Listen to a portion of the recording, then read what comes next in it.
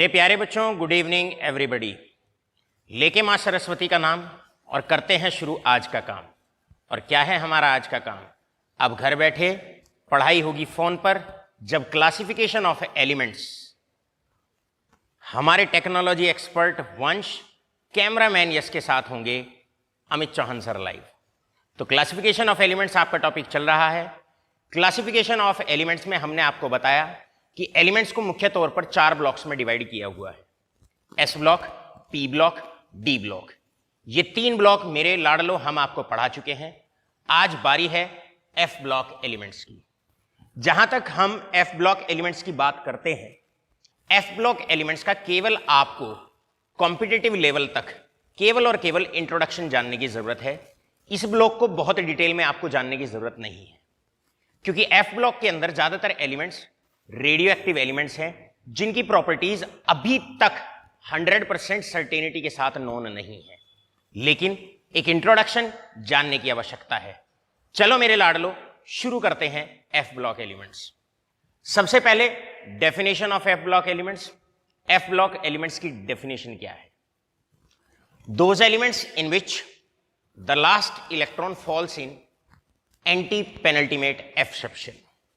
मेरे प्यारे बच्चों, यहां पर शब्द का प्रयोग हुआ एंटी पेनल्टीमेट एफ सबशेल। इससे पहले डी ब्लॉक में हमने इस्तेमाल किया था पेनल्टीमेट डी सबशेल। मेरे प्यारे बच्चों, साइंस में लास्ट को हम वैलेंस कहते हैं, सेकंड लास्ट को हम पेनल्टीमेट कहते हैं और थर्ड लास्ट को हम एंटी पेनल्टीमेट कहते हैं। तो अगर सरल भाषा में कहें तो हम ये कह सकते हैं कि वो एलिमेंट्स जिनमें last electron third last F subshell में जाके डलता है, ऐसे एलिमेंट्स को एफ ब्लॉक एलिमेंट्स कंसीडर किया जाता है या एफ ब्लॉक का पार्ट कंसीडर किया जाता है। जैसे कि से फॉर एग्जांपल मैं बात करता हूं एक एग्जांपल लेके सीरियम की। सीरियम का नंबर 58 होता है और उसकी कॉन्फ़िगरेशन इस प्रकार लिखी जाती है। जीनोन का नंबर 54 होता है मेरे प्यारे बच्चों, 54। अब बच गए 4। बिल्कुल इलेक्ट्रॉनिक कॉन्फ़िगरेशन उस तर्ज पे है जैसे डी ब्लॉक एलिमेंट्स की। डी ब्लॉक एलिमेंट्स में आप लिखते थे आर्गन, उसके बाद 4s, फिर 3d। इसी प्रकार आप जनरल वे में याद रखेंगे एफ ब्लॉक एलिमेंट्स के लिए। एफ ब्लॉक एलिमेंट्स में हमेशा जीनोन, 6s, 5d, 4s आप इस तरीके से याद रखेंगे। s 6s, 1 कम 5d, 2 कम 4f। अब बाकी के जो 4 इलेक्ट्रॉन हैं वो कुछ इस प्रकार भरे जाते हैं। इसकी एनर्जी सबसे कम होती है, इसलिए पहले 2 इलेक्ट्रॉन अब इसमें आएंगे। 54 एंड 2 56 हो गया। एक इलेक्ट्रॉन एक्सेप्शनली डी में आता है, एक इलेक्ट्रॉन एक्सेप्शनली आपका डी में आता है, और इसके बाद जो 58th इलेक्ट्रॉन होता है, नोट करिए 58th इलेक्ट्रॉन वो 4f में आता है। अब क्योंकि लास्ट इलेक्ट्रॉन 4f के अंदर गया, यानी कि ये हुआ आपका लास्ट, ये हुआ आपका सेकंड लास्ट और ये हुआ आपका थर्ड लास्ट। तो लास्ट इलेक्ट्रॉन है, वैलेंस में नहीं जाता, पेनल्टीमेट में नहीं जाता, एंटी पेनल्टीमेट एफ सबशेल में जाता है। अब दोबारा से डेफिनेशन को रिवाइज करते हैं। Those elements in which last electron falls in third last, और थर्ड लास्ट का मतलब है एंटी पेनल्टीमेट एफ सबशेल, ऐसे एलिमेंट्स को एफ ब्लॉक एलिमेंट्स के नाम से कंसीडर किया जाता है या एफ ब्लॉक एलिमेंट्स कहा जाता है। मेरे प्यारे बच्चों, हल्की सी बात आप याद रखेंगे, जैसे लुटेटियम का नंबर 71 होता है, तो इसमें भी 54 आपका रिप्रेजेंट करेगा, 54 रिप्रेजेंट करेगा आपका जीनोन को। अब बच जाते हैं आपके 17 इलेक्ट्रॉन्स बच जाते हैं। याद रहे पहले 2 इलेक्ट्रॉन एस में आएंगे, एक यहां पर आएगा। बच गए अब आपके 14 एलिमेंट्स आपके बच जाते हैं। तो जो 14 इलेक्ट्रॉन्स आपके बच जाते हैं, 14 के 14 इलेक्ट्रॉन्स अब आपके 4f में आएंगे। सो मेरे प्यारे बच्चों, क्योंकि 71th इलेक्ट्रॉन जो 1th इलेक्ट्रॉन है, जो 71th मतलब लास्ट इलेक्ट्रॉन है, क्योंकि वो third last f sub shell में गया, इसीलिए आप सीरियम को, इसीलिए आप लुटेटियम को कंसिडर करते हैं as a part of f block elements. तो आपके डेफिनेशन क्लियर होनी चाहिए, आपके एग्जाम्पल क्लियर होने चाहिए। एफ ब्लॉक को बहुत ज्यादा डिटेल में जानने की जरूरत नहीं है, बस केवल और केवल इसके इंट्रोडक्शन को आप अच्छे से पहचानेंगे। मेरे प्यारे बच्चों, बढ़ते हैं। एफ ब्लॉक एलिमेंट्स के अंदर अगर हम पीरियोडिक टेबल के अंदर अगर हम बात करते हैं तो एफ ब्लॉक एलिमेंट्स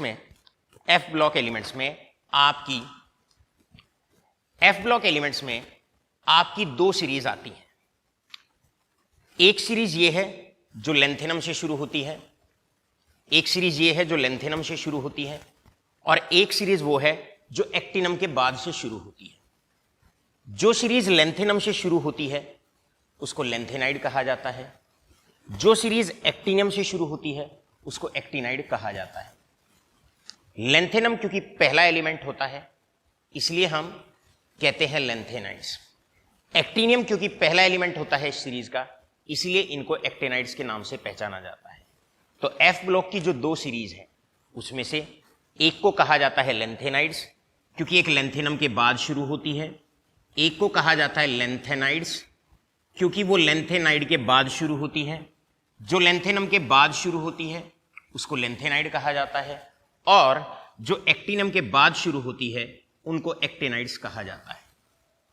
मेरे प्यारे बच्चों, दोनों सीरीज की नेक्स्ट पॉइंट आपको यह भी क्लियर होना चाहिए, जो पहली सीरीज होती है उसमें पहले एलिमेंट का नंबर 58 होता है और दूसरे का नंबर 71 होता है।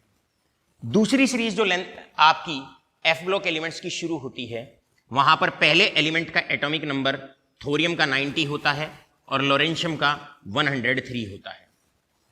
तो यहां पर आपको जानने की आवश्यकता है पहली सीरीज एफ ब्लॉक की कहां से कहां तक होती है, 58 से लेके 71 तक। ये आपके आगे 14 एलिमेंट्स। इसी प्रकार आपको नेक्स्ट पॉइंट यहां पर जानने की आवश्यकता है। क्या नेक्स्ट पॉइंट जानने की आवश्यकता है? एफ ब्लॉक की जो सेकेंड सीरीज शुरू होती है वो 90 से लेकर 103 तक शुरू होती है। तो आपके एफ ब्लॉक में एलिमेंट्स आ जाते हैं 14। यहां पर अब आपसे एक जनरल क्वेश्चन पूछा जा सकता है, और जनरल क्वेश्चन पूछा जा सकता है why f block consists of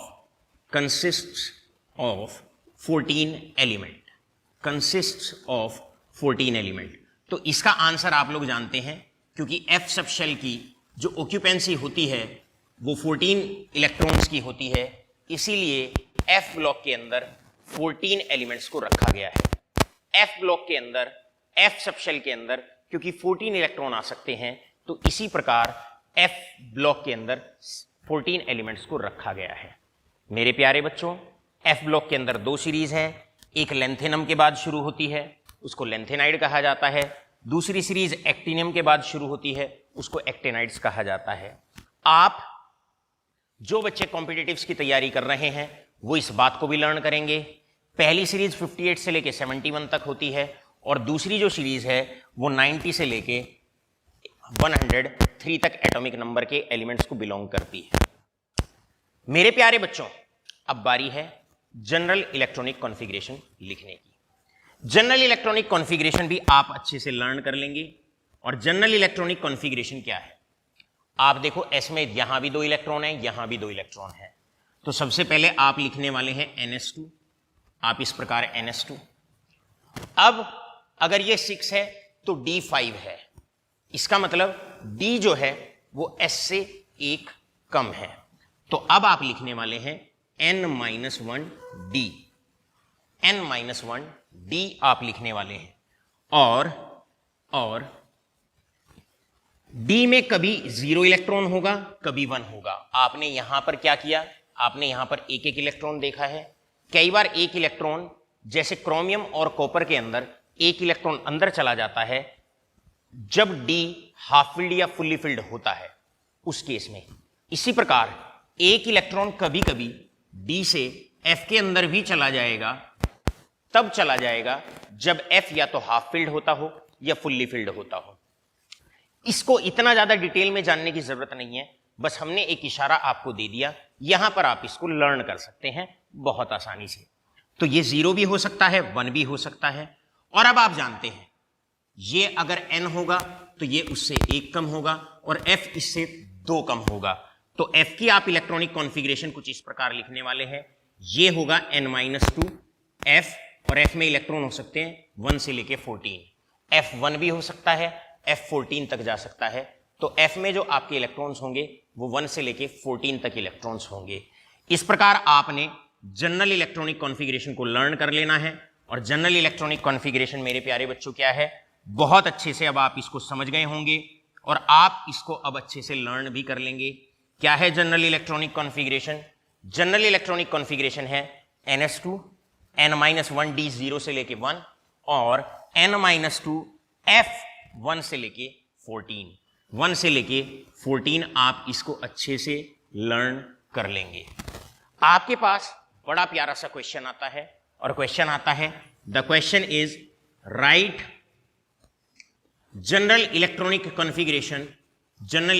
configuration of f block elements. F block elements की जनरल इलेक्ट्रॉनिक कॉन्फ़िगरेशन आपको लिखनी है। बस ये प्यारा सा क्वेश्चन आपका आया करता है, आप बड़े आसानी से लिख देंगे। क्लियर है?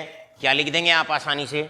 आप आसानी से लिख देंगे ns2 n-1d 0 से लेके 1 n-2 f 1 से लेके 14। मेरे प्यारे बच्चों, एफ ब्लॉक के जनरल क्वेश्चंस जो 11th क्लास के लेवल पे हर बच्चे को पता होने चाहिए। पहला, डिफाइन एफ ब्लॉक एलिमेंट्स। वो एलिमेंट्स जहां पर last electron third last F subshell में जाता है। एफ ब्लॉक के अंदर 2 सीरीज है, एक लेंथेनाइड्स, एक एक्टिनाइड्स। जो लेंथेनम के बाद शुरू होती है उसे लेंथेनाइड कहा जाता है और जो एक्टिनम के बाद शुरू होती है उसे एक्टिनाइड कहा जाता है। नेक्स्ट बात आपको पता होनी चाहिए, दोनों सीरीज में 14 एलिमेंट्स हैं। क्यों है? क्योंकि एफ सबसेल में मैक्सिमम 14 इलेक्ट्रॉन ही आ सकते हैं। इसके बाद आपको बहुत अच्छे से पता होना चाहिए जनरल इलेक्ट्रॉनिक कॉन्फ़िगरेशन। जनरल में S से 1 कम होगा D और S से 2 कम होगा F। इस प्रकार आपके इंपॉर्टेंट क्वेश्चन कॉम्पिटिटिव लेवल तक 11th क्लास के स्टैंडर्ड पर यही बनते हैं। एफ ब्लॉक में जनरली जब हम क्रैश कोर्स कराया करते हैं तो इसकी और थोड़ी सी डिटेल्ड स्टडी हम कराते हैं। अभी इस वक्त इसको बहुत ज्यादा डिटेल में जानने की आवश्यकता नहीं है। मेरे प्यारे बच्चों, अब नेक्स्ट पॉइंट, जब एफ ब्लॉक की आप बात करते हैं तो आपने देखा कि एक्टिनियम के बाद जो सीरीज शुरू होती है एक्टिनाइड्स जिसको कहा जाता है, वहां पर बड़े बड़े एलिमेंट्स आना शुरू हो जाते हैं। थोरियम का नंबर 90, लॉरेंशियम का नंबर 103। और आप जानते हैं जो मॉडर्न पीरियोडिक टेबल है उसमें जो एलिमेंट्स रखे गए हैं उनका नंबर 118 तक है। अब एक बहुत प्यारी सी डेफिनेशन आप नोट करिए। आज का लेक्चर बड़े ज्यादा डिटेल में अब बारीकियों के साथ हम शुरू करते हैं। यहां पर आता है नेक्स्ट डेफिनेशन, और नेक्स्ट डेफिनेशन है that is super heavy elements. मेरे प्यारे बच्चों, सुपर हैवी एलिमेंट्स कहा जाता है उन एलिमेंट्स को जिनका एटॉमिक नंबर 100 से ज्यादा होता है। यानी कि एलिमेंट्स जहां पर Z की वैल्यू, और Z का मतलब है एटॉमिक नंबर 100 से ज्यादा होता है, वो एलिमेंट्स जहां पर एटॉमिक नंबर 100 से ज्यादा होता है, ऐसे एलिमेंट को सुपर हैवी एलिमेंट्स के नाम से पहचाना गया है। ऐसे एलिमेंट्स को सुपर हैवी एलिमेंट्स के नाम से पहचाना गया है। मेरे प्यारे बच्चों, जब एलिमेंट्स और ज्यादा डिस्कवर होने शुरू हुए, आज आप बहुत अच्छे से आसानी से लर्न कर लेते हैं और लर्न कर लेते हैं कि भाई बताओ एलिमेंट का नाम बताओ अगर एटॉमिक नंबर 1 है, तो आपके माइंड में तुरंत रिकॉल हो जाता है हाइड्रोजन की सर बात कर रहे हैं। मैं आपसे कहता हूं भाई एलिमेंट का नाम बताओ जिसका एटॉमिक नंबर 11 है, तो आप बड़े प्यार से, आप बड़े आसानी से बता देते हैं सर सोडियम की बात कर रहे हैं। लेकिन IUPAC ने, साइंटिस्ट के ग्रुप्स ने इंटरनेशनल काउंसिल ऑफ साइंटिस्ट ने क्या किया, जब 100 तक जिन एलिमेंट्स का नंबर 100 होता है, जब 100 एटॉमिक नंबर तक के एलिमेंट्स डिस्कवर हो गए, तो उन्होंने कहा ऐसे जो छोटे छोटे बच्चे हैं या बड़े लोग भी अगर स्टडी करना चाहते हैं, कब तक एलिमेंट्स के नाम को ऐसे वो लर्न करेंगे। तो उन्होंने क्या किया, सुपर हैवी एलिमेंट्स के बाद उन्होंने एक इंटरनेशनल सिस्टम नाम देने का एस्टेब्लिश किया, जिसको आईयूपीएसी कहा गया। आईयूपीएसी कहा गया। उसके बाद उन्होंने एक सिस्टम दिया नाम देने के लिए, जिसे आईयूपीएसी नोमेनक्लेचर कहा जाता है। अब वो एलिमेंट्स जिन्हें आप सुपर हैवी एलिमेंट्स कहते हो, और सुपर हैवी एलिमेंट्स कौन से हैं, जिनका एटॉमिक नंबर 100 से ज्यादा है। 100 के बाद आपको एलिमेंट्स के नाम लर्न करने की जरूरत नहीं है। उसके लिए आईयूपीएसी ने एक सेट ऑफ रूल्स बना रखा है, जिसके तहत आप आसानी से नाम दे सकते हैं। वो रूल्स किस प्रकार है, उसको जानने की कोशिश करते हैं। मेरे प्यारे बच्चों, सबसे पहले डिजिट।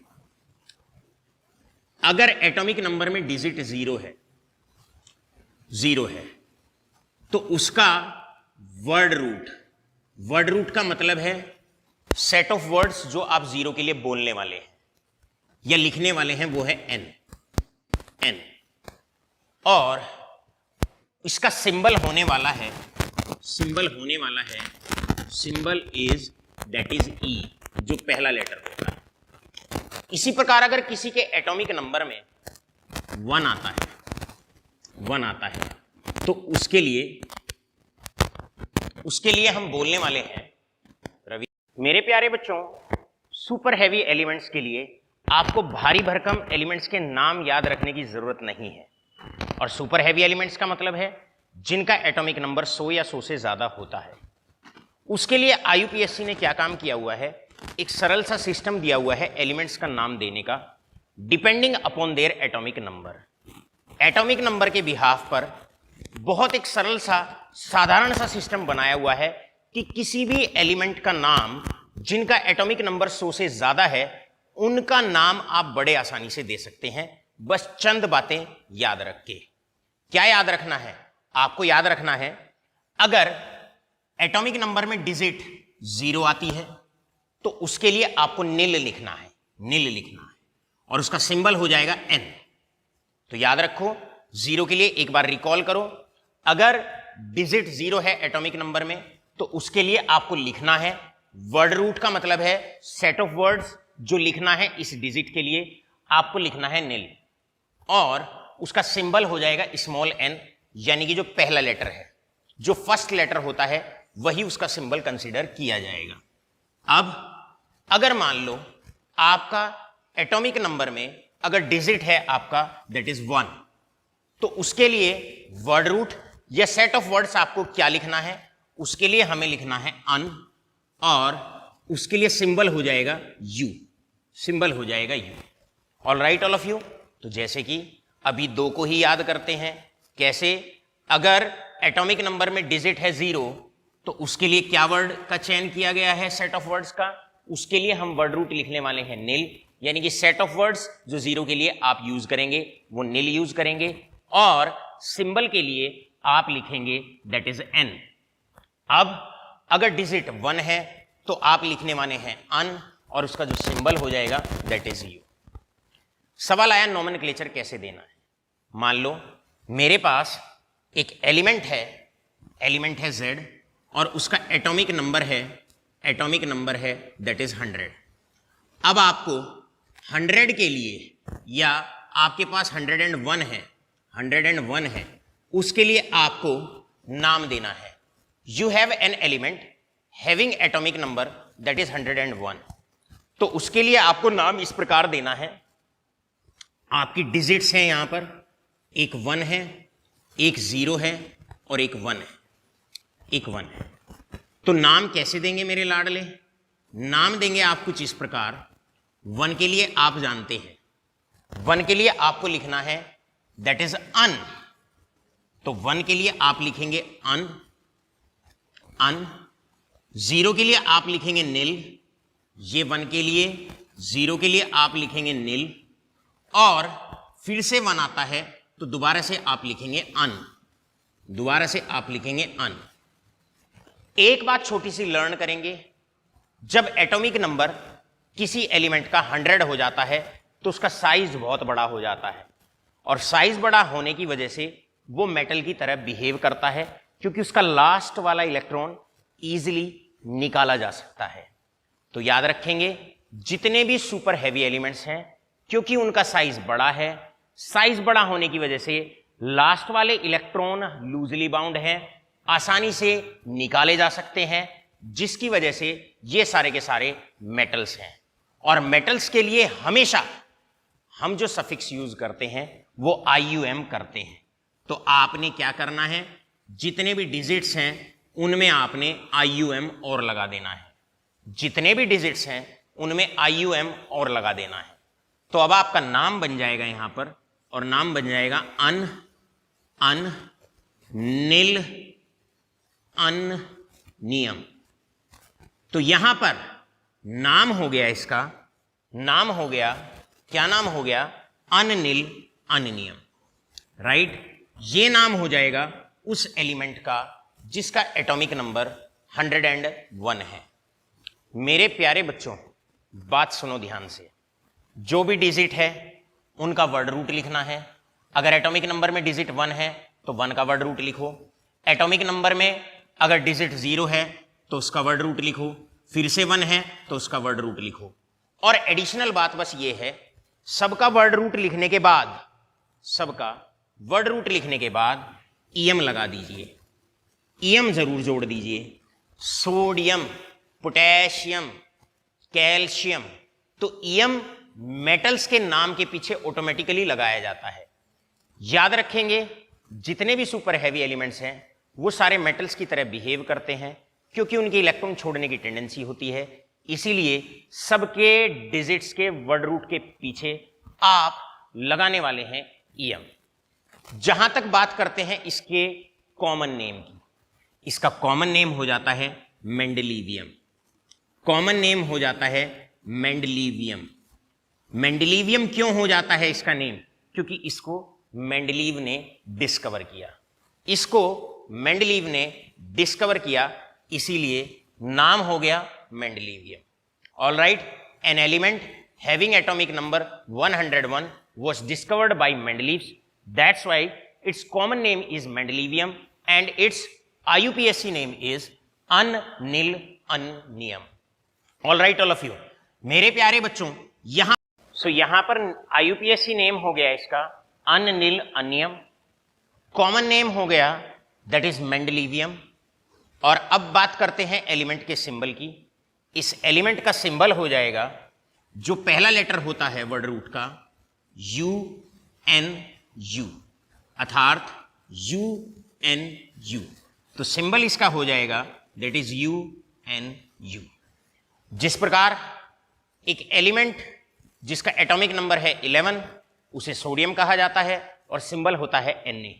इसी प्रकार आपको बहुत अच्छे तरीके से आने चाहिए, और आने चाहिए सुपर हैवी एलिमेंट्स जिनका एटॉमिक नंबर 100 से ज्यादा है, उनका IUPAC नेम कैसे देना है और उनका सिंबल कैसे डिजाइन करना है। चलो बच्चों, अब करते हैं सेकंड पार्ट। आपको प्रैक्टिस के लिए अब हम देते हैं, हमारे पास एक एलिमेंट है जिसका एटॉमिक नंबर 104 है। अब आपको उसका IUPAC नेम देना है और आपको उसका सिंबल डिजाइन करना है। सो यहां पर सबसे पहले 1 + 0 + 4, ये डिजिट्स हैं 1, 0 और 4। अब आप इनको फोकस करेंगे। 1 के लिए आप जानते हैं वर्ड रूट यूज होता है अन, 0 के लिए नील और 4 के लिए होता है क्वाड। तो आपने क्या करना है, IUPAC नेम देते वक्त किन बातों का ध्यान रखना है? आपने ध्यान रखना है इनका, सबसे पहले आप वर्ड रूट लिखने वाले हैं। 1 के लिए अन, आप यूज करेंगे अन, 0 के लिए आप यूज करेंगे नील, आप यूज करेंगे नील, और 4 के लिए आप यूज करेंगे क्वाड। अब ध्यान रहे, क्या ध्यान रखना है, क्योंकि 100 के बाद जितने भी एलिमेंट्स डिस्कवर हो रहे हैं वो सारे के सारे मेटल्स हैं, तो मेटल्स के लिए आप एज अ सफिक्स IUM जरूर लगाएंगे। तो वर्ड रूट लिखना होता है सबका, प्लस लास्ट में IUM लगा देना होता है। तो यहां पर आपका नेम आ जाता है और नेम हो जाएगा अननील क्वाडियम। सो नेम इज अननील क्वाडियम, इसका नेम हो जाएगा। क्लियर? ये तो इसका नेम हुआ IUPAC। तो ये बेटा IUPAC नोमेनक्लेचर हो गया। This is IUPAC name of the element having atomic number 104। All right all of you. अब इस एलिमेंट को जो डिस्कवर किया है, इस एलिमेंट को डिस्कवर किया है रदरफोर्ड ने, तो इसीलिए इसको रदरफोर्डियम के नाम से भी पहचाना गया है। रदरफोर्डियम के नाम से भी इसको पहचाना जाता है। मेरे प्यारे बच्चों, अब आती है बात इसकी सिंबल की।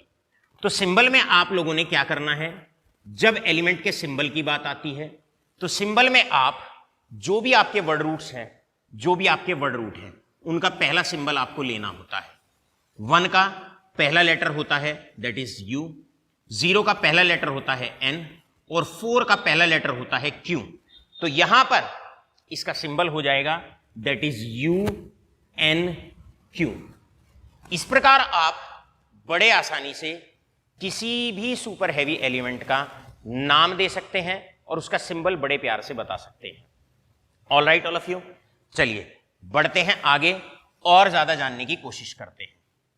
अब इस पार्ट को थोड़ा सा और आगे बढ़ाते हैं। तो आगे बढ़ने से पहले फटाफट आप हल्का सा रिवाइज करिए। और हल्का सा रिवाइज कैसे करना है, आपने याद रखो, अगर डिजिट 0 है तो वर्ड रूट आपने लिखना है नील और उसके लिए सिंबल हो जाएगा N। 1 के लिए अन, सिंबल हो जाएगा U। 2 के लिए बाई, सिंबल हो जाएगा B। 3 के लिए ट्राई, सिंबल हो जाएगा T। 4 के लिए आपने लिखना है क्वाड और सिंबल हो जाएगा दैट इज Q। अब और आगे बढ़ते हैं। अगर आपकी डिजिट से फॉर एग्जांपल, अब अगर आपकी एटॉमिक नंबर में डिजिट होती है 5, तो आपने उसका वर्ड रूट मतलब उसके लिए सेट ऑफ वर्ड्स क्या लिखना है। 5 के लिए लिखेंगे पेंट, 6 के लिए आप लिखेंगे हेक्स, 7 के लिए आप लिखेंगे सेप्ट, 8 के लिए आप लिखेंगे ऑक्ट और 9 के लिए आप लिखेंगे N। 9 के लिए आप लिखने वाले हैं N। इसी प्रकार सिंबल के लिए केवल पहला लेटर चयन करेंगे आप। यहां पर पहला लेटर P है तो सिंबल P हो जाएगा। 6 के लिए पहला लेटर H है तो H हो जाएगा। 7 के लिए पहला लेटर S है तो आप S लिखेंगे। 8 के लिए पहला लेटर O है तो आप O लिखेंगे और 9 के लिए पहला लेटर E है तो आप E लिखेंगे। चलो फटाफट रिवाइज करते हैं, बहुत जल्दी करके रिवाइज करते हैं। अगर एटॉमिक नंबर में 5 है तो वर्ड रूट पेंट होगा और सिंबल उसका P होगा। 6 के लिए वर्ड रूट हेक्स और सिंबल H। एटॉमिक नंबर में अगर 7 है तो आप लिखने वाले हैं सेप्ट और सिंबल हो जाएगा S। एटॉमिक नंबर में अगर 8 है डिजिट तो आप उसके लिए लिखने वाले हैं ऑक्ट और सिंबल हो जाएगा O। एटॉमिक नंबर में अगर डिजिट 9 है तो उसके लिए वर्ड रूट आपने N लिखना है और उसका सिंबल हो जाएगा स्मॉल e। चलो अब आपसे मैं कहता हूं right IUPAC name, right IUPAC name and symbol of elements of following elements with atomic number, जिनका एटॉमिक नंबर आपको गिवन है। A atomic number 107। मैं पहले आपको 107 का नोमेनक्लेचर आपको करके दिखाता हूं। मेरे प्यारे बच्चों, इन डिजिट्स को अलग अलग करिए। 1 + 0 + 7। अब इनके वर्ड रूट आप लिखेंगे। कैसे लिखने वाले हैं वर्ड रूट? 1 के लिए आप जानते हैं N लिखना है, 1 के लिए N। 0 के लिए नील लिखना है, 0 के लिए नील लिखना है। 7 के लिए अब आप गौर फरमाएं, 7 के लिए आपको सेप्ट लिखना होता है, सेप्ट लिखना है, यहां आप लिखेंगे सेप्ट, और सबके वर्ड रूट लिखने के बाद लास्ट में लगाएंगे IUM। IUM क्यों लगाते हैं आप जानते हैं, क्योंकि ये सारे के सारे एलिमेंट्स मेटल्स हैं। ऑलराइट, अब इनको जोड़ के आप लिख दीजिए, जोड़ के आप लिख देंगे, नाम हो जाएगा अननिल सेप्टियम, अननिल सेप्टियम। ये मेरे प्यारे बच्चों इसका नाम हो जाएगा। अब इस एलिमेंट को डिस्कवर किया बोहर ने, तो इसका कॉमन नेम हो जाएगा बोहरियम, कॉमन नेम बोहरियम। तो कॉमन नेम हो गया बोहरियम। ऑलराइट, आप पीरियोडिक टेबल में ज्यादातर जो देखेंगे वो बोहरियम ही देखेंगे, लेकिन IUPAC नेम है इसका अननिल सेप्टियम। जहां तक अब इस एलिमेंट के सिंबल की बात हम करते हैं, तो सिंबल देना बड़ा आसान होता है, और सिंबल इसका दिया जाएगा कुछ इस प्रकार। जो पहला लेटर है, पहला लेटर U है, यहां पर पहला लेटर U है, इसका सिंबल के लिए केवल पहला लेटर कॉपी डाउन होता है U। डिजिट का यहां पर N है और डिजिट का यहां पहला लेटर S है, तो इसका सिंबल आपका हो जाएगा दैट इज UNS, ये इसका सिंबल हो जाएगा। All right all of you, इस प्रकार आपने सुपर हैवी एलिमेंट्स का IUPAC नोमेनक्लेचर और कैसे ऐसे एलिमेंट्स का सिंबल डिजाइन होता है हमने आपको बताया। मेरे लाडलो, आगे बढ़ने से पहले आप इसका पूरा स्क्रीनशॉट लीजिए, और स्क्रीनशॉट लेने के बाद अब हम आपको होमवर्क प्रोवाइड करते हैं। यहां पर अब तक के पढ़ाए हुए में से स्क्रीनशॉट आप ले लीजिए फटाफट। फेयर नोट्स बनाना है, एक एक लेक्चर आपने कॉपी डाउन करना है। अब बढ़ते हैं आगे। आपने लेक्चर के बाद रिवाइज करना है। क्या रिवाइज करना है? Right IUPAC name and symbol of the elements having atomic number 102, B 108, C 1112 and D that is 1118। ये जो सुपर हैवी एलिमेंट्स हैं जिनका एटॉमिक नंबर 102, 108, 112 एंड 118 है, इनका आपको IUPAC नेम लिखना है और इनका क्या क्या सिंबल है ये भी आपको लिखना है। अब मैं आपसे अनुरोध करता हूं कि फटाफट आप क्या करें, इसका स्क्रीनशॉट ले लीजिए और फिर हम चलते हैं नेक्स्ट सेक्शन की तरफ। नेक्स्ट सेक्शन पार्ट 2 की तरफ हम आगे चलते हैं। लीजिए फटाफट स्क्रीनशॉट और बस पलक झपकते ही हम करते हैं इसको रब। प्यारे बच्चों, अब बारी है second part of this chapter, और सेकेंड पार्ट है आपका एटॉमिक और पीरियोडिक प्रॉपर्टीज। मेरे प्यारे बच्चों, पीरियोडिक, सबसे पहले पीरियोडिक शब्द का मतलब जानने की कोशिश करते हैं। यूं तो हमने आपको इस चैप्टर के इंट्रोडक्शन में बता दिया है कि पीरियोडिक का मतलब होता है अगर कोई चीज अपने आप को एक निर्धारित समय के बाद दोबारा से रिपीट करती है तो उसको पीरियोडिक कहते हैं। से फॉर एग्जाम्पल, हर 24 घंटे बाद आपका केमिस्ट्री का लेक्चर आपके सामने आता है, पीरियोडिक है।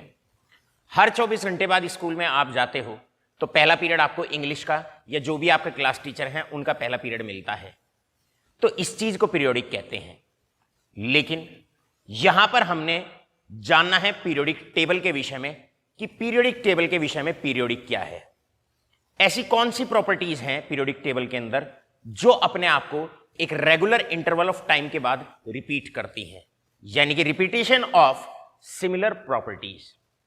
मेरे प्यारे बच्चों, इलेक्ट्रॉनिक कॉन्फ़िगरेशन की अगर बात करें, let's take the example of electronic configuration. हम बात करते हैं लिथियम की। लिथियम की इलेक्ट्रॉनिक कॉन्फ़िगरेशन है 1s1, 1s2, 2s1। इसके बाद सोडियम की बात करते हैं 1s2, 2s2, 2p6, 3s1। इसको आप ऐसे भी समझ सकते हैं, लिथियम की इलेक्ट्रॉनिक कॉन्फ़िगरेशन है 2,1। आप सोडियम की इलेक्ट्रॉनिक कॉन्फ़िगरेशन की बात करते हैं 2,8,1। आप पोटेशियम की कॉन्फ़िगरेशन की बात करते हैं 2,8,1। तो आप क्या देखते हैं या आप क्या पाते हैं? आप ये देखते हैं कि वैलेंस शेल की जो इलेक्ट्रॉनिक कॉन्फ़िगरेशन है वो सेम है। यहां पर 2s1, यहां पर 3s1, यहां पर 1, यहां पर 1, यहां पर 1। तो ये भी अपने आप में पीरियोडिक है। पीरियोडिक किस प्रकार? लिथियम का नंबर दैट इज 3, सोडियम का नंबर 11। तो आपने देखा जैसे ही एटॉमिक नंबर में 8 का गैप आता है तो वैलेंस शेल की जो इलेक्ट्रॉनिक कॉन्फ़िगरेशन है वो सेम हो जाती है। तो ये पीरियोडिक है। यहां पर भी आप देखें number 3, 11, 19 after a gap of 8 आप देखो वैलेंस शेल की इलेक्ट्रॉनिक कॉन्फ़िगरेशन सेम हो जाती है, डिस्ट्रीब्यूशन ऑफ इलेक्ट्रॉन्स सेम हो जाता है इन द वैलेंस शेल। तो इसको भी पीरियोडिक कहा जाएगा। तो जानने की कोशिश करते हैं पीरियोडिक प्रॉपर्टीज। हमने पहली लाइन बिल्कुल यही डायरेक्ट लिखी है ताकि आपके मस्तिष्क में लाइन डायरेक्ट आए। लाइन क्या है? Those properties which are directly और indirectly related to electronic configuration. Atom की वो प्रॉपर्टीज जो डायरेक्टली और इनडायरेक्टली इलेक्ट्रॉनिक कॉन्फ़िगरेशन पर डिपेंड करती हैं उनको हम पीरियोडिक प्रॉपर्टीज कहते हैं या एटॉमिक प्रॉपर्टीज कहते हैं। पीरियोडिक प्रॉपर्टीज की दूसरी डेफिनेशन भी है। एग्जाम्पल के तौर पे दूसरी डेफिनेशन है those properties that show a regular variation as we move from top to the bottom. एक ग्रुप में टॉप टू द बॉटम आप जाइए, या as we move from left to right. Periodic table में अलोंग ए पीरियड जाइए या down the group आप जाइए। वो प्रॉपर्टीज एटम्स की जो एक रेगुलर वेरिएशन शो करती है या जिनमें एक रेगुलर इंक्रीज, रेगुलर डिक्रीज या एक रेगुलर वेरिएशन जो शो करती हैं, ऐसी प्रॉपर्टीज को भी एटॉमिक प्रॉपर्टीज माना जाता है। तो यहां पर दो डेफिनेशन हमने दी है। पहली डेफिनेशन, वो प्रॉपर्टीज जो इलेक्ट्रॉनिक कॉन्फ़िगरेशन पर डायरेक्टली और इनडायरेक्टली डिपेंड करती हैं उन्हें पीरियोडिक प्रॉपर्टीज कहा जाता है, या एटम की वो प्रॉपर्टीज जिनमें एक रेगुलर बदलाव डाउन द ग्रुप या along a period left to right जाने पर या टॉप टू द बॉटम जाने पर देखने को मिलता है। दूसरी डेफिनेशन का मैं एक एग्जांपल लेता हूं, जैसे कि एग्जांपल है रिएक्टिविटी ऑफ एलिमेंट्स। मेरे प्यारे बच्चों, हम अनुरोध करते हैं कैमरामैन यश से कि वो सामने आए। आप देखिए ये आपके पास पीरियोडिक टेबल है, ये एक पीरियोडिक टेबल है। पीरियोडिक टेबल में आप जैसे ही लेफ्ट टू राइट जाते हो तो एलिमेंट की रिएक्टिविटी शुरू में सबसे ज्यादा होती है। इसका मतलब ग्रुप 1 के एलिमेंट्स बड़े ज्यादा रिएक्टिव होते हैं, उसके बाद ये रिएक्टिविटी धीरे धीरे कम होनी शुरू हो जाती है, फिर यहां तक आके रिएक्टिविटी मिनिमम हो जाती है और उसके बाद वापस से रिएक्टिविटी बढ़ना शुरू हो जाती है अप टू ग्रुप 17। तो यहां पर केमिकल रिएक्टिविटी में भी आपने एक बदलाव देखा, एक रेगुलर बदलाव देखा, पहले घटती गई फिर उसके बाद बढ़ती गई। तो ऐसी प्रॉपर्टीज को भी पीरियोडिक प्रॉपर्टीज के अंतर्गत रखा जाता है। बात करते हैं मेटल की रिएक्टिविटी की और नॉन मेटल की रिएक्टिविटी की। अब मेरे प्यारे बच्चों, ये ग्रुप 1 में मेटल्स हैं। डाउन द ग्रुप जाओगे तो मेटल का साइज बढ़ता है और मेटल की रिएक्टिविटी बढ़ती है। तो आप टॉप टू द बॉटम गए, अलोंग डाउन द ग्रुप आप गए और आपने देखा मेटल की रिएक्टिविटी बढ़ती जाती है। यह भी एक पीरियोडिक प्रॉपर्टी है। नॉन मेटल का ये वाला ग्रुप होता है fluorine, chlorine, bromine, iodine. Metal की non reactivity down the group जाने पर घटती है। तो यह भी आपकी एक पीरियोडिक प्रॉपर्टी है। कुल मिला के हम कहना क्या चाहते हैं? हम कहना यह चाहते हैं पीरियोडिक प्रॉपर्टीज के अंतर्गत उन्हें भी रखा जाता है जिनमें एक समान वेरिएशन देखने को मिलता है, जिनमें एक रेगुलर बदलाव देखने को मिलता है। अब क्यों प्रॉपर्टीज पहले घटती हैं, क्यों रिएक्टिविटी बाद में जाके बढ़ती है, क्यों मेटल की रिएक्टिविटी डाउन द ग्रुप जाने पर बढ़ती है और क्यों नॉन मेटल की रिएक्टिविटी डाउन द ग्रुप जाने पर घटती है, इन तमाम बातों के उत्तर के लिए अब हम चलते हैं अपने चैप्टर को, सेकंड पार्ट को और डिटेल में डिस्कस करते हैं। मेरे प्यारे बच्चों, सबसे पहला जो रीजन होता है प्रॉपर्टीज के लिए जो रेस्पॉन्सिबल होता है, सबसे पहला फैक्टर जो एलिमेंट की प्रॉपर्टीज को डिसाइड करता है लार्ज स्केल तक, बड़ी हद तक जो डिसाइड करता है वो होता है आपका, that is atomic radii. Atomic radii. इन तमाम बातों के उत्तर के लिए आपको जानना होगा एटॉमिक रेडियाई। आपको जानने होंगे कुछ पीरियोडिक प्रॉपर्टीज। पीरियोडिक प्रॉपर्टी में सबसे पहली पीरियोडिक प्रॉपर्टी आप जानेंगे एटॉमिक रेडियाई। मेरे प्यारे बच्चों, एटॉमिक रेडियाई की दो डेफिनेशन, एक डेफिनेशन अकॉर्डिंग टू बोहर और एक definition according to quantum. According to quantum most acceptable definition है that was given by Bohr. जो नील बोहर ने डेफिनेशन दी थी वो ज्यादा एक्सेप्टेबल है जब जब एटॉमिक रेडियस डिफाइन करना हो या एटॉमिक रेडियाई डिफाइन करना हो। देखिए एटॉमिक रेडियाई का मतलब क्या है। एटॉमिक रेडियाई का मतलब है ये न्यूक्लियस है आपके पास, न्यूक्लियस के सेंटर से लेकर ये पहला शेल, ये दूसरा शेल, सोडियम में 2, 8 और ये है 1, यहां पर है 1 electron. Centre of the nucleus से लेकर लास्ट वाले शेल तक का जो डिस्टेंस होता है, I repeat, the distance from the centre of the nucleus to the last shell having the electron. तो मैं इसको यहां पर एक बार लिख देता हूं। डिस्टेंस एटॉमिक रेडियाई का मतलब होता है distance from the centre of the nucleus, from the center of the nucleus to the last shell having the electron, last shell having electron। तो यहां पर according to the Bohr atomic radii की definition है centre of the nucleus से लेकर last वाले shell जिसमें electron है उस तक का जो डिस्टेंस होता है उसको एटॉमिक रेडियाई कहा जाता है। अगर हम क्वांटम मैकेनिक्स की बात करें तो क्वांटम मैकेनिक्स तो ये कहती है कि एटम के अंदर इनफाइनाइट नंबर ऑफ शेल्स होते हैं। इसका मतलब एटम की कोई शार्प बाउंड्री नहीं होती है, तो एक एटम का जो रेडियाई होता है वो इनफाइनाइट होता है। लेकिन हम जब जब एटॉमिक रेडियाई की बात करेंगे तो हम जो डेफिनेशन एक्सेप्ट करेंगे वो एक्सेप्ट करते हैं definition as per given by Niels Bohr. दूसरी डेफिनेशन भी हमने, जो नोट्स हम आपको लेक्चर के बाद भेजने वाले हैं, उसमें इंडिकेट कर रखी है, और वो डेफिनेशन है distance from the centre of the nucleus to the point up to which probability of finding the electron is maximum. Centre of the nucleus से लेकर उस पॉइंट तक का डिस्टेंस जहां तक इलेक्ट्रॉन के पाए जाने का चांस मैक्सिमम है।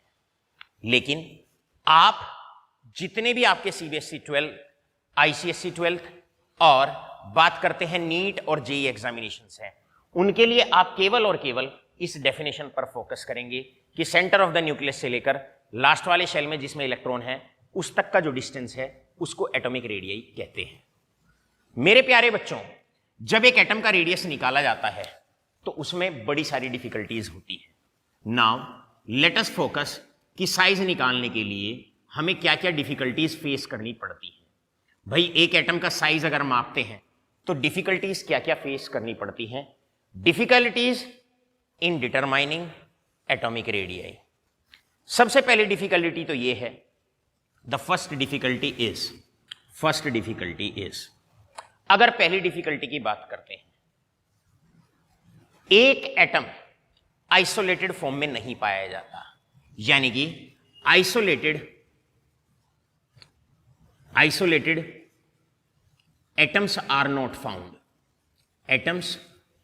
फाउंड।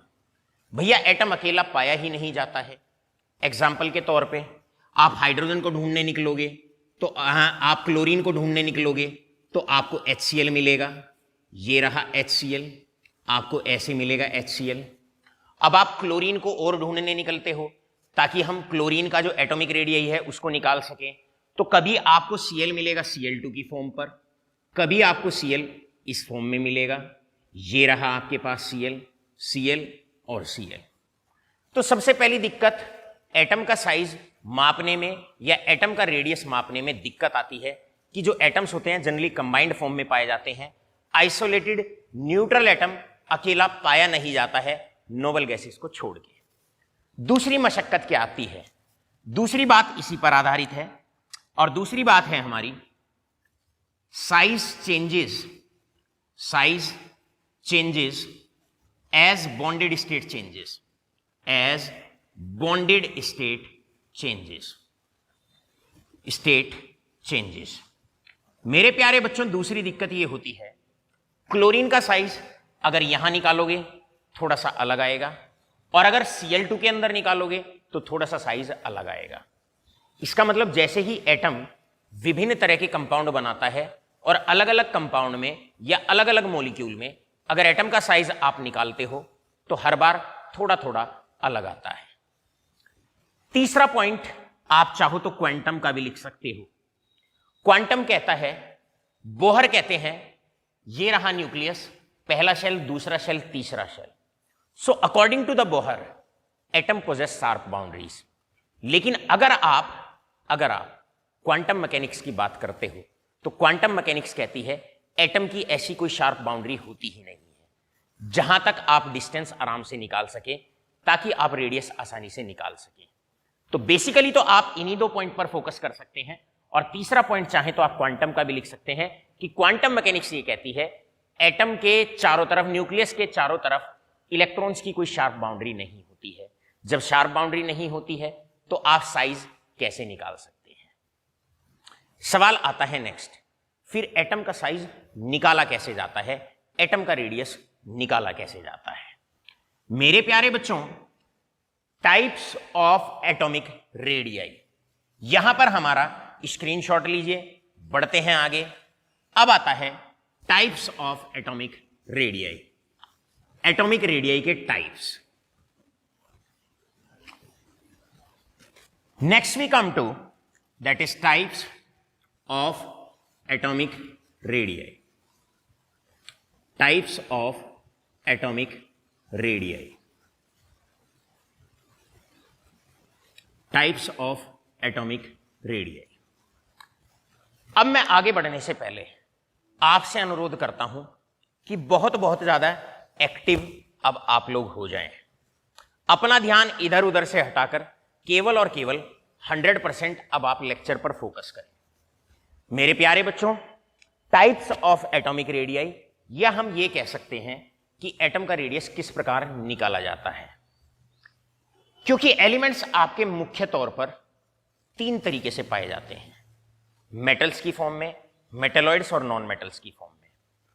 तो जनरली अगर हम एटम के रेडियस की बात करते हैं तो वो भी मुख्य तौर पर 3 ही तरीके से मापा जा सकता है। सबसे पहला और सबसे इजियर होता है दैट इज कोवेलेंट रेडियाई। सबसे सिंपल और सबसे आसान होता है कोवेलेंट रेडियाई को निकालना। कितने तरीके का रेडियाई होता है और कैसे कैसे हम रेडियाई निकालते हैं, किसी एटम का रेडियाई हम निकालते हैं। सबसे सरल, सबसे आसान होता है कोवेलेंट रेडियाई। मेरे प्यारे बच्चों, कोवेलेंट रेडियाई में क्या करते हैं, एक मॉलिक्यूल लेते हैं जिसमें 2 आइडेंटिकल एटम आपस में जुड़े हुए होते हैं। जैसे कि यहां पर आपने ये क्लोरीन लिया और ये क्लोरीन लिया, आपने 2 कोवेलेंटली बॉन्डेड एटम लिए, 2 कोवेलेंटली बॉन्डेड एटम आपने लिए। 2 कोवेलेंटली बॉन्डेड एटम आप लेते हैं इसमें, और करते क्या है, उनके न्यूक्लियाई, ये इसका न्यूक्लियस, ये इसका न्यूक्लियस, और हम करते क्या है, दोनों न्यूक्लियाई के बीच का डिस्टेंस निकालते हैं। ये डिस्टेंस निकाला, ये डिस्टेंस निकाला, और उसे 1/2 कर देते हैं। यानी कि 2 कोवेलेंटली बॉन्डेड एटम आपने लेने हैं। You are taking 2 covalently bonded atoms, 2 covalently bonded atoms आपने लिए, और करना क्या है, फिर कर देना है सीधा 1/2 of the distance between 2 covalently bonded atoms. बस 2 कोवेलेंटली बॉन्डेड एटम लीजिए, सेम एटम लीजिए, ऐसे मॉलिक्यूल का एग्जांपल लीजिए, और 1/2 कर दीजिए। यहां पर आप क्लोरीन और क्लोरीन के न्यूक्लियस के बीच का डिस्टेंस निकालेंगे, और 1/2 कर देंगे। इसको कई बार किताबों में हम ऐसे भी कहते हैं, that is half of bond length आप निकालेंगे, half of bond length. Bond length का मतलब एक मॉलिक्यूल के अंदर जो एटम्स आपस में कंबाइंड हैं उनके न्यूक्लियस के बीच का डिस्टेंस आप निकालें और 1/2 कर दें। तो एक बार डेफिनेशन पे फोकस करते हैं। डेफिनेशन क्या कहती है, कोवेलेंट रेडियाई कैसे निकाला जाता है, दो कोवेलेंटली बॉन्डेड एटम लेते हैं और 1/2 of the distance between nuclei of two covalently bonded atoms, between nuclei of two covalently bonded atoms. मेरे प्यारे बच्चों, सेकंड रेडियस होता है दैट इज वान डर वाल्स रेडियस, वान डर वाल्स रेडियस। यहां पर आपने दो बॉन्डेड एटम लिए जाते हैं जो दो आपस में बॉन्ड बनाए हुए हैं या आपस में कोवेलेंट बॉन्ड बनाए हुए हैं। वान डर वाल्स रेडियस में दो एटम ऐसे लिए जाते हैं जो आपस में बॉन्ड नहीं बनाते हैं। तो पहला बेसिक डिफरेंस, यहां पर दो कोवेलेंटली बॉन्डेड एटम होने चाहिए जो आपस में बॉन्ड बना रहे हों, और वान डर वाल रेडियाई जब आप मापते हैं तो इसमें दो नॉन बॉन्डेड एटम लिए जाते हैं। तो सबसे पहले ये दो एटम हैं, ये आपस में बॉन्ड नहीं बना रहे हैं, बॉन्ड नहीं बना रहे हैं। अब आप क्या करें, one half of the distance between nuclei of two non bonded atoms,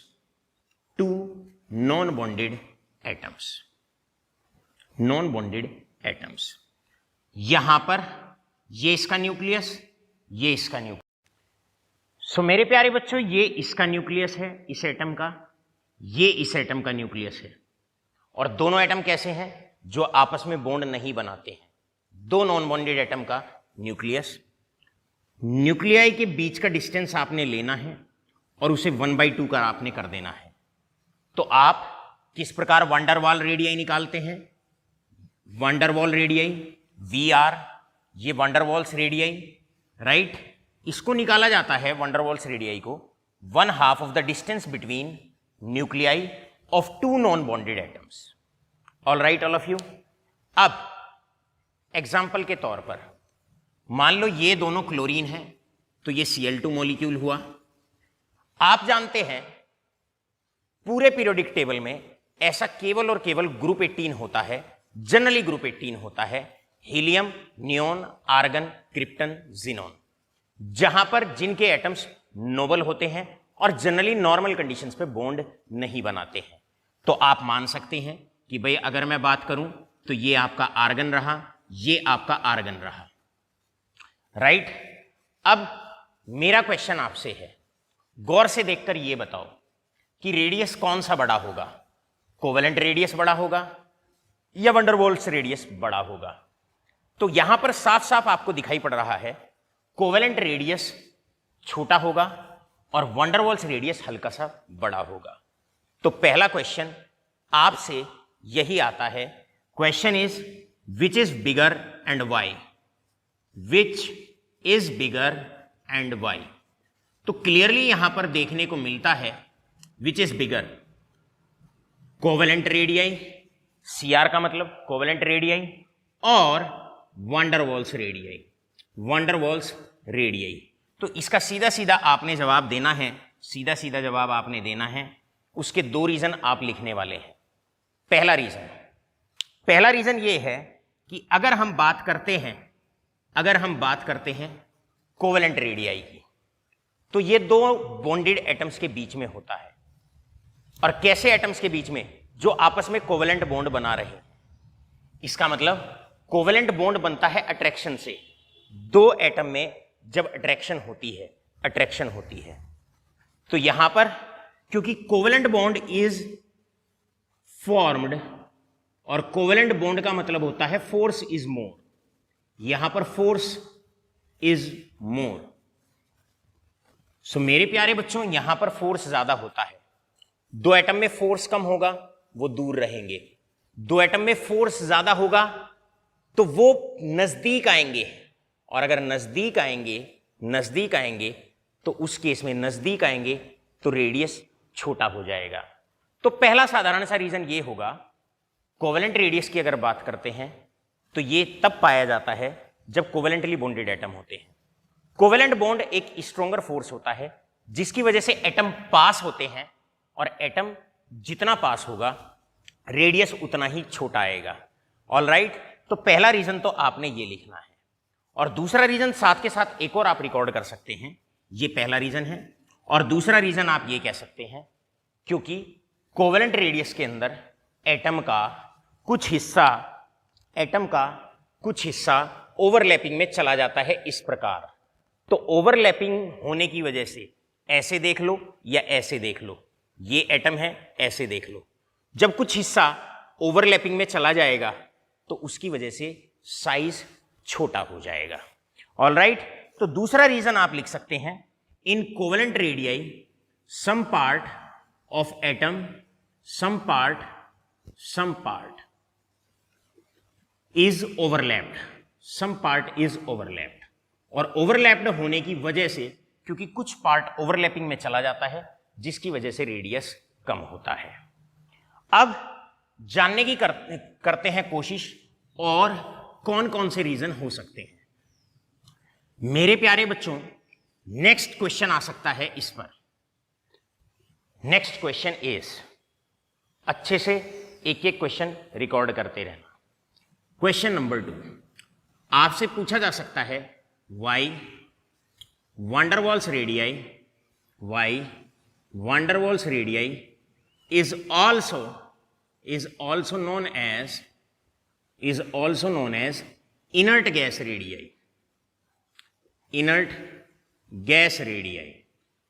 तो इसका भी रीजन आप लोग अच्छे से जान सकते हैं, क्योंकि वंडरवॉल रेडियाई उन एटम्स के केस में कंसीडर किया जाता है जब एटम आपस में बॉन्ड नहीं बनाते हैं, और आप जानते हैं ग्रुप 18 के जो एलिमेंट्स होते हैं वो आपस में बॉन्ड नहीं बनाते हैं।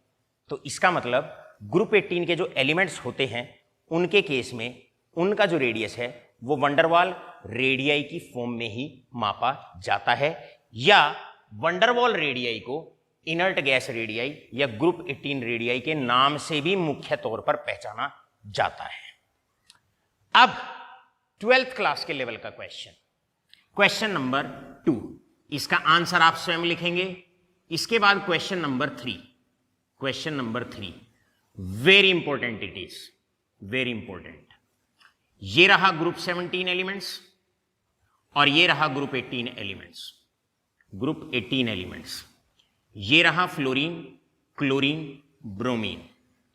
फ्लोरीन के बाद आपकी गैस आती है, दैट इज नियोन, आर्गन और क्रिप्टन। मेरे प्यारे बच्चों, जितने भी 17 ग्रुप के एलिमेंट्स होते हैं वो कोवेलेंटली बॉन्डेड पाए जाते हैं। इसका मतलब एग्जाम्पल के तौर पर जैसे Cl पाया जाएगा इस प्रकार, Cl2 की फॉर्म में पाया जाएगा, जबकि अगर मैं आर्गन की बात करता हूं तो आर्गन का जो रेडियाई है वो ऐसे मापा जाएगा। क्यों मापा जाएगा? क्योंकि ग्रुप 18 के जो एलिमेंट्स होते हैं वो आपस में बॉन्ड नहीं बनाते हैं। तो अगर ग्रुप 18 का रेडियाई अगर हमें मापना हो तो उनका रेडियाई वंडरवॉल रेडियाई की फॉर्म में मापा जाता है। इनका रेडियाई इस प्रकार मापा जाएगा, ये आर्गन और ये आर्गन।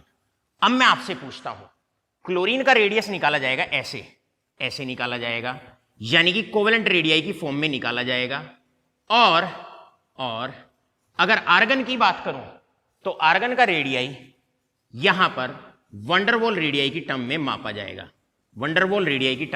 जाएगा। अब आप बताओ मुझे why. Now you tell, radii of Cl is less than radii of argon. तो आप सीधा यहां पर आंसर दे सकते हैं, भैया आर्गन एक नोबल गैस है, ग्रुप 18 का एलिमेंट है, तो आर्गन का रेडियाई नॉन बॉन्डेड रेडियाई की फॉर्म में अर्थात वंडरवॉल रेडियाई की फॉर्म में मापा जाता है। जबकि क्लोरीन का जो रेडियाई है, क्योंकि ये कोवेलेंटली बॉन्डेड होता है, तो जो इसका रेडियाई होता है वो कोवेलेंट रेडियाई की फॉर्म में निकलता है। और आप जानते हैं वंडरवॉल रेडियाई कोवेलेंट रेडियाई से बड़ा होता है। Therefore radii of argon is greater than radii of chlorine. कई बार मेरे प्यारे बच्चों यहां पर क्वेश्चन ये इस फॉर्म में भी पूछा जा सकता है, why radii of krypton is greater than radii of bromine, और ये भी पूछा जा सकता है why radii of neon is greater than radii of fluorine. अब आगे बढ़ने से पहले एक इंपॉर्टेंट क्वेश्चन आप मेरा नोट कर लें। क्वेश्चन क्या है? पूरी केमिस्ट्री में 2 साल, पूरी केमिस्ट्री में 2 साल जब जब हम रेडियाई की बात करेंगे, आप समझ जाओ सर एटॉमिक साइज की बात कर रहे हैं। बस जब जब हम रेडियाई की बात करेंगे समझ जाओ हम एटॉमिक साइज की बात कर रहे हैं। कारण क्या है? आपसे पूछता हूं मेरे प्यारे बच्चों, मेरे प्यारे बच्चों, 2 एटम है मेरे पास, एक का रेडियाई छोटा है, एक का रेडियाई बड़ा है। तो आपसे पूछता हूं बताओ किसका साइज छोटा है, किसका साइज बड़ा है? इसका मतलब सीधा सा आंसर है, जिसका रेडियाई छोटा होगा ये एक एटम है, इसका रेडियाई ये है, और ये एक एटम है, इसका रेडियाई ये है, इसका रेडियाई ये है। तो आप जानते हैं जिसका रेडियस बड़ा होगा, जिसका रेडियाई बड़ा होगा, उसका साइज भी बड़ा होगा। तो आप 2 साल के लिए अपने दिमाग में इस बात को गांठ बांध के रख लीजिए, अपने दिमाग में बैठा लीजिए, दिमाग में बैठाकर उसे दिल में उतार लीजिए, और जब जरूरत पड़े तो दिल से उस चीज को आप उतारेंगे, दैट इज आंसर शीट पर। आप आंसर शीट पर उतारेंगे। क्या है वो बात? एटॉमिक रेडियाई या साइज, एक ही बात है। अब मैं इसी टॉपिक को साइज की फॉर्म में बोलता हूं। जैसे कि आपसे क्वेश्चन आ जाए, अब ये क्वेश्चन ना आके why radii of chlorine is smaller than radii of argon, ये क्वेश्चन ऐसे ना पूछ के आपसे पूछा जा सकता है why for size, right?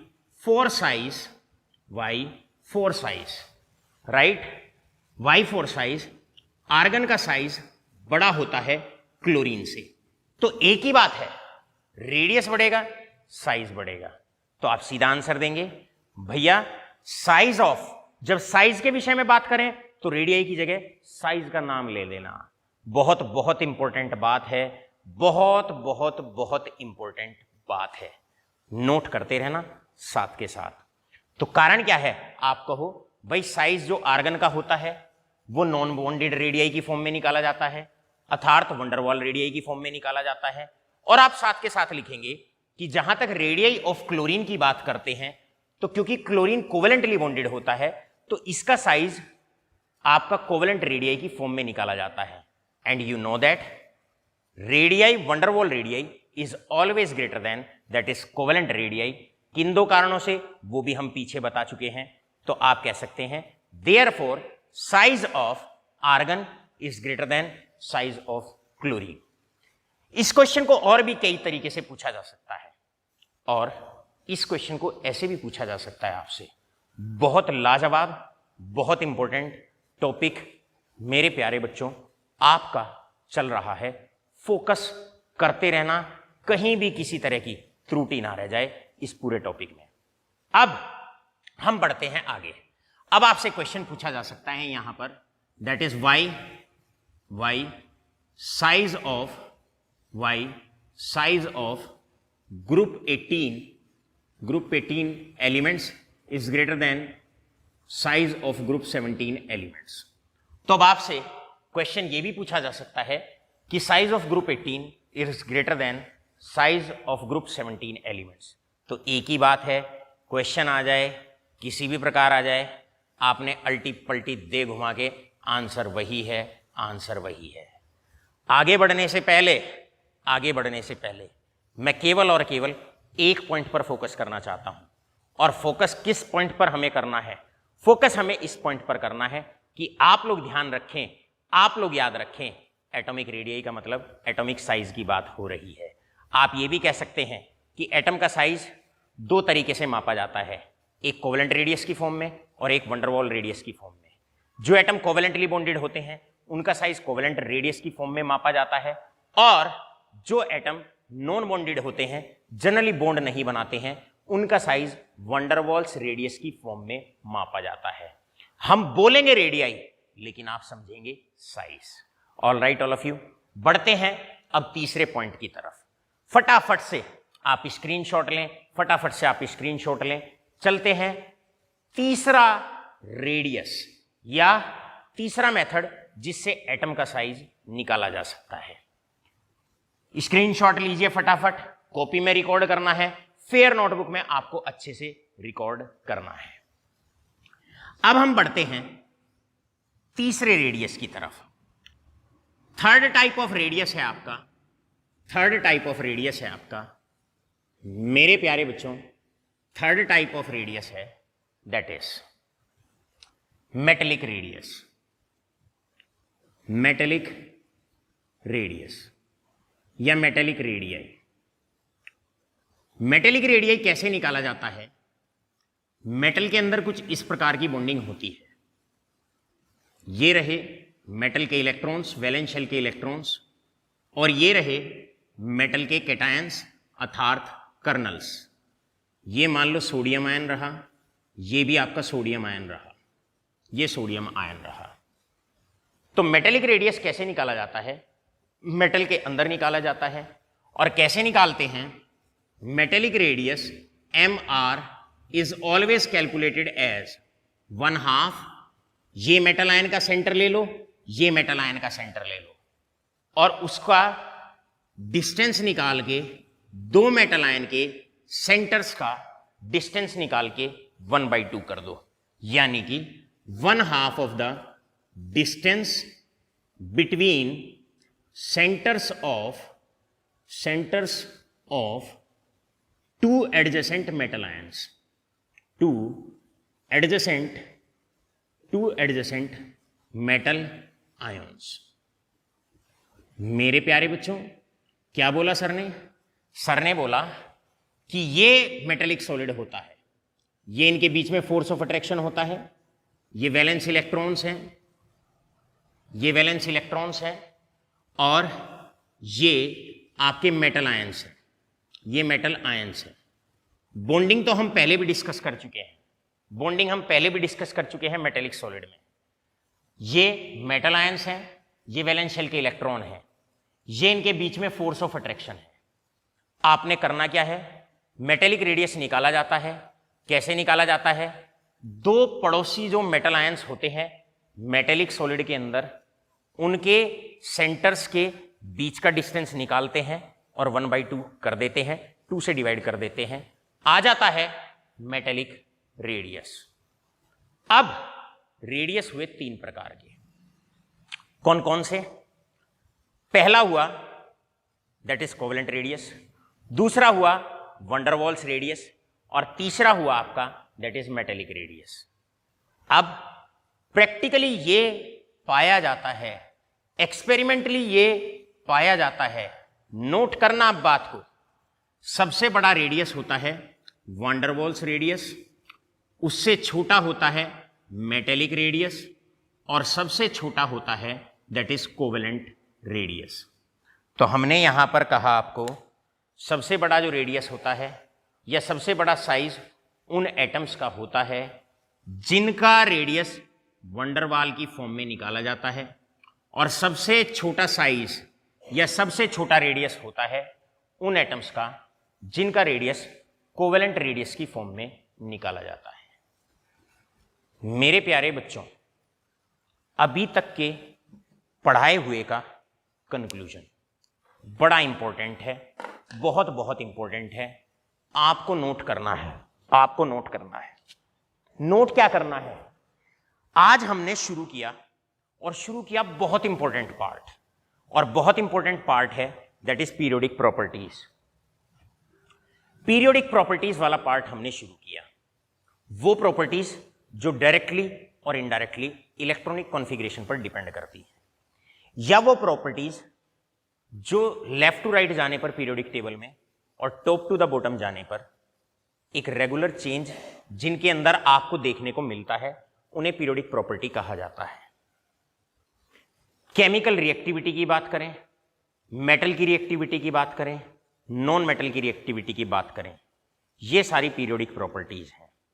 Periodic table में जब जब आप पीरियड के अलोंग जाओगे, डाउन द ग्रुप जाओगे, एक रेगुलर इंक्रीज और डिक्रीज आपको देखने को मिलेगा। जानने की कोशिश करते हैं कारण क्या होता है। कारण होता है, सबसे मुख्य कारण होता है एलिमेंट की जो प्रॉपर्टीज होती हैं उनमें जो डिफरेंस आता है, उसका मुख्य कारण एक होता है एटॉमिक साइज। कि एलिमेंट्स की जो प्रॉपर्टीज हैं उनमें जो इंक्रीज और डिक्रीज होता है वो इंक्रीज और डिक्रीज होता है साइज के कारण। इसीलिए हमने पहली पीरियोडिक प्रॉपर्टी शुरू की एटॉमिक रेडियाई।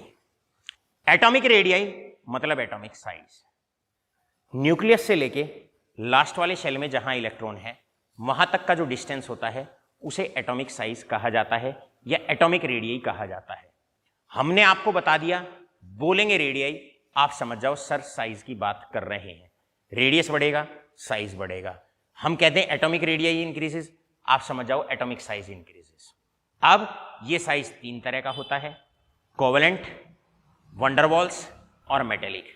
या रेडियाई तीन तरह का होता है, कोवेलेंट रेडियाई, मेटेलिक रेडियाई और Van der Waals radii.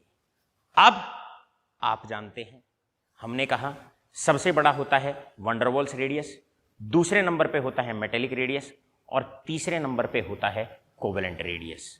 All right all of you, आज का लेक्चर इन्हीं बातों के साथ समाप्त होता है। लेकिन इंपॉर्टेंट घोषणा कल के लेक्चर को लेकर, कोई भी बच्चा 2 साल अगर केमिस्ट्री में अपना भविष्य सुरक्षित करना चाहता है तो कल का जो लेक्चर है और उसके जो न्यूमेरिकल्स मैं कराने वाला हूं उन्हें किसी भी कारण से स्किप मत कर देना। थैंक यू, धन्यवाद।